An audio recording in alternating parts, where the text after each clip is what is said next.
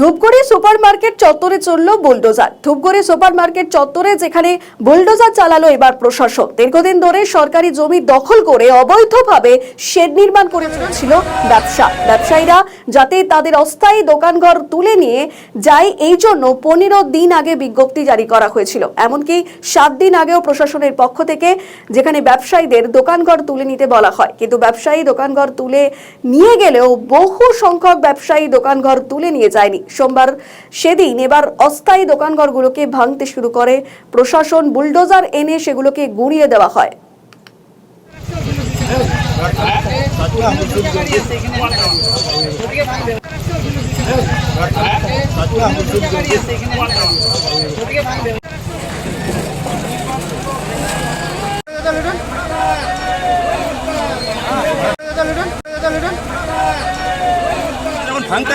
ভাঙা বিরোধী না, আমাদের কথা ভাঙতে হলে সব ভাঙতে হবে। কেন পথ বিচার হবে?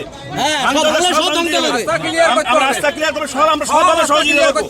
আমরা সরকারকে সবভাবে সহযোগিতা করবো, কিন্তু আমাদের একটাই কথা, ভাঙতে হলে সব কিছু ভাঙতে হবে। ভাঙতে হলে সব ভাঙতে হবে। কেন পাঁচ পক্ষ হয়েছে হবে? কেন একজন করে খাবে আর একজন থাকবে না? কেন হবে এই জিনিস?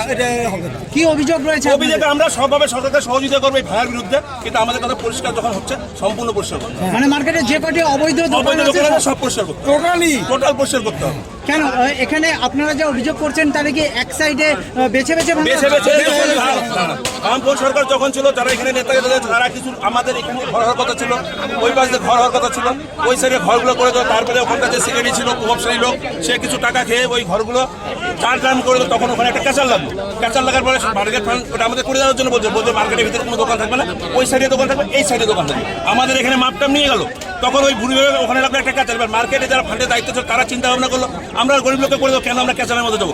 সেই ওখানকার আমাদের এই লাইনে 6টা ঘর বা সেটিতে আজকে প্রভাবশালী লোকরা 5,000 নিয়ে ওখানে ইউজ করতেছে। আমাদের এই লাইনে মার্কেট থেকে আসা তারা এখন যতই মিথ্যা কথা বলো, কিন্তু তারা তখন কিন্তু আমাদের এই লাইনে 6টা দোকানকে মাইবে করে দিয়ে গেছে। আমাদের সরকারের সব রকমভাবে আমরা সহযোগিত, যেহেতু জঞ্জাল আছে পরিষ্কার হবে, সরকারের কাছে আমাদের আস্থা আছে, নিশ্চয়ই কোনো বিকল্প। কিন্তু আমাদের কথা হচ্ছে ভাঙতে হলে সব ভাঙতে হবে, ভাঙতে হলে সব ভাঙতে হবে। দোকান আছে সব ভাঙতে হবে। আনুমানিক কত দোকান হতে পারে? টোটাল আমি বলছি 400 জায়গায় আটকানো আছে। পুরো লুটপাট চলতেছে। কিসের লুটপাট? এই যে বাজারে সব ঘর ভাঙে লুটপাট। আচ্ছা, মাইকিং করছে মহকুমা শাসক থেকে, মাইকিং করা হচ্ছে, পৌরসভা মাইকিং করা হচ্ছে, সময় দেওয়া হচ্ছে, তবু কেন অবৈধ নির্মাণগুলো ভাঙেনি? যদি কর্ণপাত না করে তো সেটা তো এখন প্রশাসন তো সেই ব্যবস্থা। কি চাচ্ছেন আপনারা? খুশি থাকবো না, অবশ্যই খুশি থাকবো। মার্কেটটা এবং ফাঁকা থাকতেছে, মানুষজন সবাই গাড়ি চাকা রাখা রাখবে এবং সবার জনগণের সুবিধা হবে, তার জন্য আমরা সবাই খুশি থাকবো। কয়টা জেসিবি আসছে, মানে আত্মমুভি আসছে? উপস্থিত আছে 3টা। এই পর্যন্ত কয়টা দোকান ভাঙলো? এই বছর দেখা যাচ্ছে 1টা 2টা 3টা অলরেডি মিনিমাম 4টা দোকান ভেঙে দিচ্ছে। আপনার নাম? আমার নাম মানব অধিকারী।